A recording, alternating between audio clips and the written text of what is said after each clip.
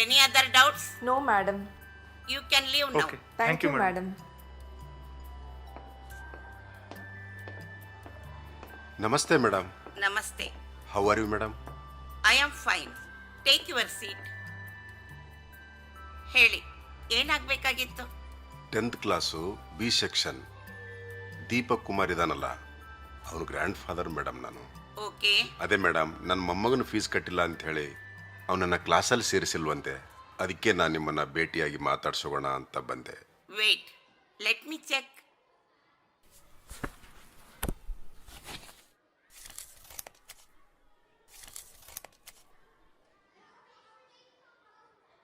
Deepak Kumar? Yes madam, yes, ಹೌದು ದೀಪಕ್ ಕುಮಾರ್. 4 ಮಂತ್ಸ್ನಿಂದ ಅವನ fees due ಇದೆ. ಹೌದು ಮೇಡಮ್. ಸಾರಿ ಸರ್, ಫೀಸ್ ಕಟ್ಟೋವರೆಗೂ ಅವನನ್ನು ಕ್ಲಾಸ್ನಲ್ಲಿ ಸೇರಿಸ್ಕೊಳ್ಳಿಕ್ಕಾಗೋದಿಲ್ಲ. ಪ್ಲೀಸ್ ಆ ಥರ ಹೇಳ್ಬಿಡಿ madam, please. No please, no excuses. 3-4 ತಿಂಗಳಿಂದ ನಮ್ಮ ಮಗನಿಗೆ ತುಂಬ ಹುಷಾರಿಲ್ಲ. ನಮ್ಮ ಬರೋ ಪೇಮೆಂಟ್ ಎಲ್ಲ ಆಸ್ಪತ್ರೆಗೆ ಖರ್ಚಾಗ್ತಾಯಿದೆ madam. Is that my problem? Fees ಸರಿಯಾಗಿ ಕಟ್ಟೋಕ್ಕಾಗಲಿಲ್ಲ ಅಂದ್ರೆ ಯಾಕೆ ಸರ್ ಪ್ರೈವೇಟ್ ಸ್ಕೂಲಿಗೆ ಹಾಕ್ತೀರಾ? ನಿಮ್ಮ ಯೋಗ್ಯತೆಗೆ ತಕ್ಕೋ ಹಾಗೆ ಯಾವ್ದಾದ್ರು ಗೌರ್ಮೆಂಟ್ ಸ್ಕೂಲಿಗೆ ಹಾಕ್ಬೇಕು. ನಾವಿಲ್ಲಿ ಸಮಾಜ ಸೇವೆ ಮಾಡೋದಿಕ್ಕೆ ಸ್ಕೂಲ್ ಕಟ್ಟಿಲ್ಲ ಅಲ್ವಾ? ಪೆಂಡಿಂಗ್ ಫೀಸ್ ಕಟ್ಟಲಿಲ್ಲ ಅಂತಂದ್ರೆ ಅವನನ್ನ ಇನ್ನ ಸ್ಕೂಲ್ನಿಂದ ತೆಗೆದು ಹಾಕ್ತೀವಿ. No emotional blackmail please. ನೀವಿನ್ ಹೋಗ್ಬೋದು. ನೆಕ್ಸ್ಟ್ ಟೈಮ್ ಬರಬೇಕಾದ್ರೆ ಪೆಂಡಿಂಗ್ ಫೀಸ್ ತಗೊಂಡೇ ಬನ್ನಿ. ಇನ್ನೊಂದೆರಡು ತಿಂಗಳು ಅವಕಾಶ ಕೊಡಿ madam, please madam, please. No please go now. ಅರೆ, ಇವತ್ತು ಡಿ.ಸಿ ಅವ್ರ ವಿಸಿಟ್ ಇದೆ ನಮ್ ಸ್ಕೂಲಿಗೆ. ಸುಮ್ನೆ ಡ್ರಾಮಾ ಕ್ರಿಯೇಟ್ ಮಾಡಬೇಡಿ. ಹೋಗಿ ನೀವು. ನಮ್ ಕಷ್ಟ ಅರ್ಥ ಮಾಡ್ಕೊಳ್ಳಿ. ಒಂದ್ಸಲ ಹೇಳಿದ್ರೆ ಅರ್ಥ ಆಗಲ್ವಾ? ಹಾ ಮೇಡಮ್, ಇವರನ್ನ ಹೊರಗೆ ಕರ್ಕೊಂಡು ಹೋಗಿ. ಬನ್ನಿ ಸರ್, ಪ್ಲೀಸ್ ಬನ್ನಿ ಸರ್. ಬಿಡಪ್ಪ ಸರ್, ಬಿಡಪ್ಪ. ಬನ್ನಿ ಸರ್, ಬನ್ನಿ.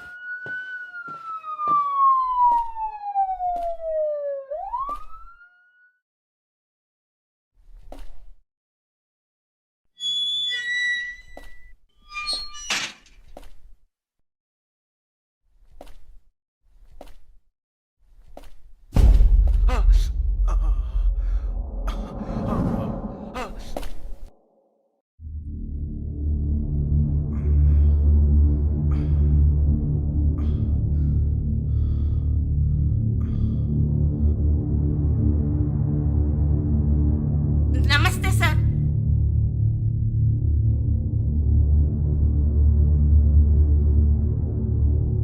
Excuse me. ಹಾ,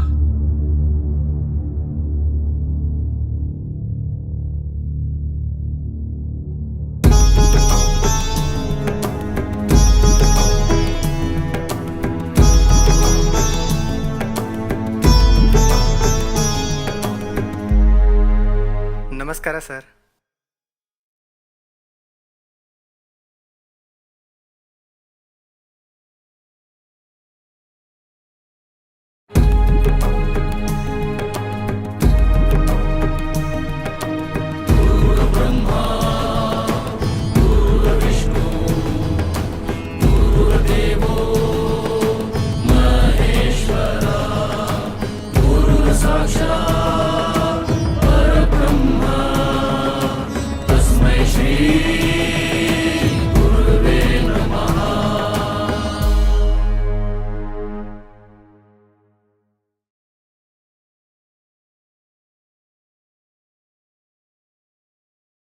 ಈ ಡಿ.ಸಿ ಅವ್ರು ಯಾಕೆ ಆ ಮುದುಕನ ಕಾಲಿಗೆ ನಮಸ್ಕಾರ ಮಾಡ್ತಾ ಇದ್ದಾರೆ? ಸರ್, ಗುರುತು ಸಿಗ್ತಾ ನಾನು ಯಾರಿದ್ದೀನಿ ಅಂತ? ನಾನು ನಿಮ್ಮ ಸ್ಟೂಡೆಂಟ್ ಸರ್. ಕೆಲವು ವರ್ಷಗಳ ಹಿಂದೆ ತಾವು ಕಲಬುರಗಿ ಶಾಲೆಯಲ್ಲಿ ಪ್ರಿನ್ಸಿಪಲ್ ಆಗಿದ್ರಿ ಅಲ್ವಾ? ನಿಮ್ಮ ಕ್ಲಾಸಲ್ಲಿ ಒಂದಿನ ಹರೀಶ್ ಅನ್ನೋ ಹುಡುಗ ಒಂದು ಕಾಸ್ಟ್ಲಿ ವಾಚ್ ಕಳ್ಕೊಂಡಿದ್ದ. ಅದು ನಿಮ್ಗೆ ನೆನಪಿದೆಯಾ ಸರ್? ನನ್ನ ವಾಚ್ ಕಳೆದೋಗಿದೆ ಸರ್. ಆ ವಾಚು ಆ ದಿವಸ ಕದ್ದಿದ್ದು ನಾನೇ ಸರ್.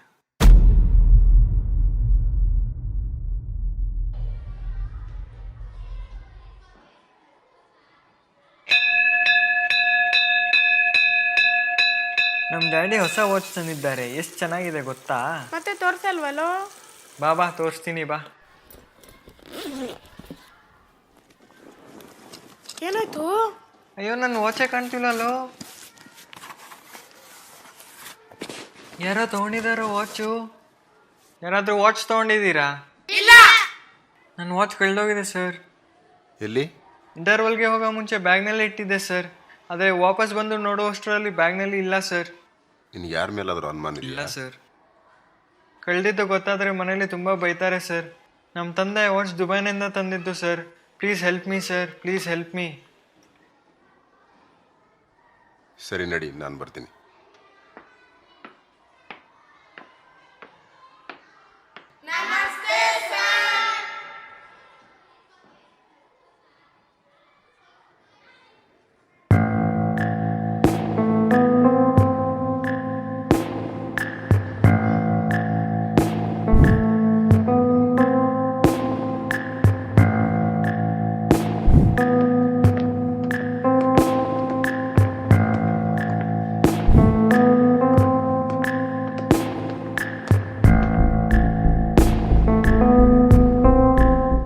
ಇಲ್ಲಿ ನೋಡೋ, ಈ ಬ್ಲ್ಯಾಕ್ ಪಟ್ಟಿನ ಎಲ್ರಿಗೂ ಒಂದೊಂದು ಕೊಡು.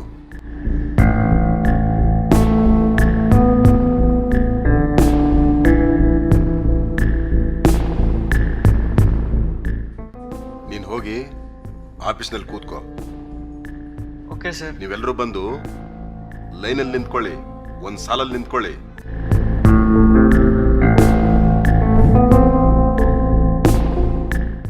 ಎಲ್ಲರೂ ನಿಮ್ಮ ಕಣ್ಣಿಗೆ ಬಟ್ಟೆ ಕಟ್ಕೊಳ್ಳಿ.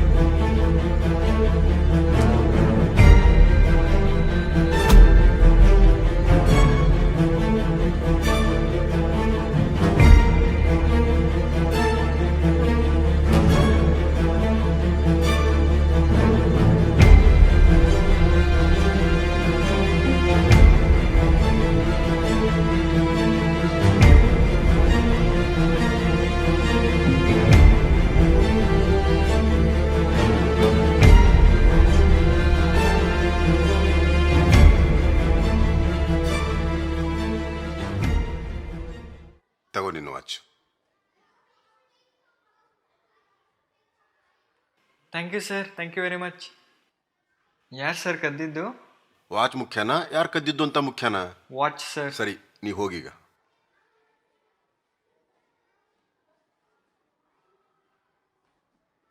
ವಾಚ್ ಯಾರೋ ಕದ್ದಿದ್ದು?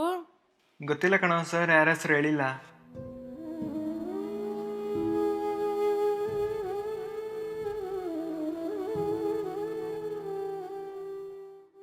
ಎಷ್ಟು ಒಳ್ಳೆಯವರು ನಮ್ಮ ಗುರುಗಳು. ತಮ್ಮ ಸ್ಟೂಡೆಂಟ್ ಮರ್ಯಾದೆ ಹಾಳು ಮಾಡಬಾರ್ದು ಅಂತ ವಾಚ್ ಕದ್ದಿದ್ದು ನಾನೇ ಅಂತ ಯಾರಿಗೂ ಹೇಳಿಲ್ಲ. ಅವತ್ತೇ ನಾನು ಡಿಸೈಡ್ ಮಾಡಿದೆ ಸರ್, ನಾನು ಮಾಡಿದ ತಪ್ಪನ್ನು ತಿದ್ಕೊಂಡು ಇನ್ನು ಮುಂದೆ ಚೆನ್ನಾಗಿ ಓದ್ತೀನಿ, ಒಳ್ಳೆ ವ್ಯಕ್ತಿಯಾಗಿ ಬೆಳಿತೀನಿ. ನನ್ನ ಗುರುಗಳು ಮೆಚ್ಚುವ ಒಳ್ಳೆ ವಿದ್ಯಾರ್ಥಿ ಆಗ್ತೀನಿ ಅಂತ. ಆವತ್ತಿಂದಾನೇ ಹಗಲು ರಾತ್ರಿ ಕಷ್ಟಪಟ್ಟು ಓದೋದಕ್ಕೆ ಶುರು ಮಾಡಿದೆ ಸರ್. ಕಾಲೇಜ್ ಮುಗಿದ ಮೇಲೆ IAS ಎಕ್ಸಾಮ್ ಬರೆದೆ. ಎಕ್ಸಾಮ್ನಲ್ಲಿ ಒಳ್ಳೆ ರ್ಯಾಂಕಿಂಗ್ ಕೂಡ ಬಂದೆ ಸರ್. ಈಗ ದೇವ್ರ ದಯದಿಂದ ಹಾಗೂ ನಿಮ್ಮ ಆಶೀರ್ವಾದದಿಂದ ಈ ಡಿಸ್ಟಿಕ್ಗೆ ಡಿಸ್ಟಿಕ್ ಕಮಿಷನರ್ ಆಗಿ ನೇಮಕ ಆಗಿದ್ದೀನಿ.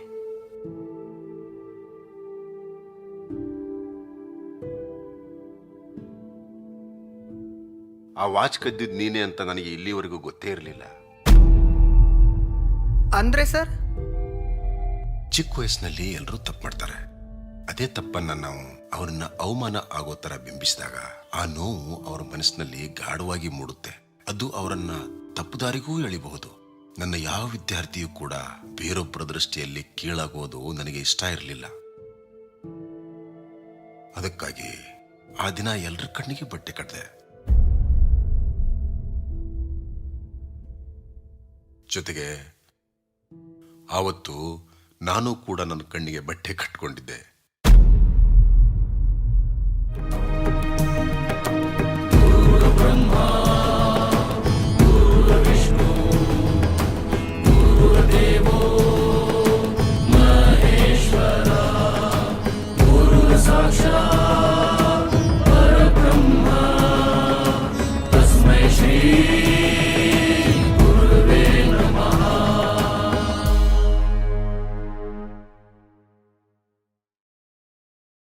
ವಾಚ್ ಸಿಕ್ಕ ಮೇಲೆ ಚೆಕ್ ಮಾಡೋದನ್ನ ಅರ್ಧಕ್ಕೆ ನಿಲ್ಲಿಸಿದ್ರೆ ಹಿಂದೆ ಮುಂದೆ ಇರೋರಿಗೆ ವಾಚ್ ಕದ್ದಿದ್ದು ಯಾರು ಅಂತ ಗೊತ್ತಾಗುತ್ತೆ ಅಂತ ಅವತ್ತು ಎಲ್ಲರನ್ನೂ ಚೆಕ್ ಮಾಡಿದೆ.